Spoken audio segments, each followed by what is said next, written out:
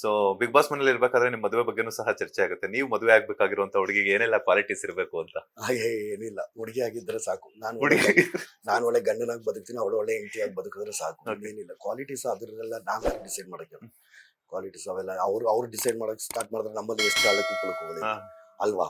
ಅಲ್ಲ, ಪ್ರತಿಯೊಬ್ಬರಿಗೆ ಈಗ ಮದುವೆ ಆಗ್ಬೇಕು ಅಂತಂದ್ರೆ ಹೊಸ ಜೀವನ ಶುರು ಮಾಡ್ಬೇಕು ಅಂದ್ರೆ ಒಂದಷ್ಟು ಆಸೆ ಆಕಾಂಕ್ಷೆಗಳನ್ನೋದು ಇರುತ್ತಲ್ಲ, ಲಕ್ಷಣವಾಗಿರ್ಲಿ ಸಾಕು. ಅಷ್ಟೇ. ಲಕ್ಷಣವಾಗಿ ಅಪ್ಪ ಅಮ್ಮನ್ ಚೆನ್ನಾಗಿ ನೋಡ್ಕೊಳ್ಳೋ ಅಂತ ಹುಡುಗಿ ಆದ್ರೆ ಸಾಕು. ಇನ್ ಯಾರು ಬೇಕು? ಅವ್ರ ಅಪ್ಪ ಅಮ್ಮನ್ ನೋಡ್ಕೊಂಡು, ನಮ್ಮ ಅಪ್ಪ ನಮ್ಮ ಅಮ್ಮನ್ ನೋಡ್ಕೊಂಡು, ಹಿರಿಯರನ್ನ, ನಮ್ಮ ನಂಬಿರೋರ್ನ, ಸುತ್ತಮುತ್ತ ಇರೋರ್ನ ಚೆನ್ನಾಗಿ ನೋಡ್ಕೊಂಡ್ರೆ ಅದೇ ದೊಡ್ಡ ಸಾಧನೆ.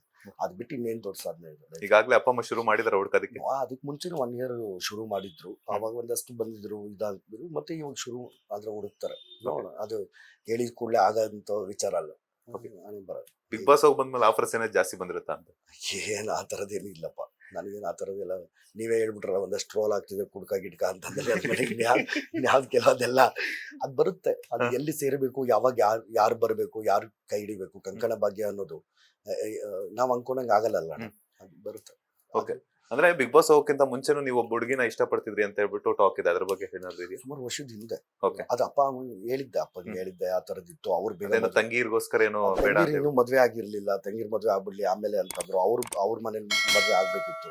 ಅದೇ ಡೀಸೆಂಟ್ ಆಗಿ ಆಯ್ತು, ಮಾತುಕತೆ ಆಗಿ. ನಿನ್ಗೆ ಒಳ್ಳೆ ಅವ್ರು ಚೆನ್ನಾಗೇ ಇದಾರೆ, ತುಂಬಾ ಚೆನ್ನಾಗೇ ಇದಾರೆ.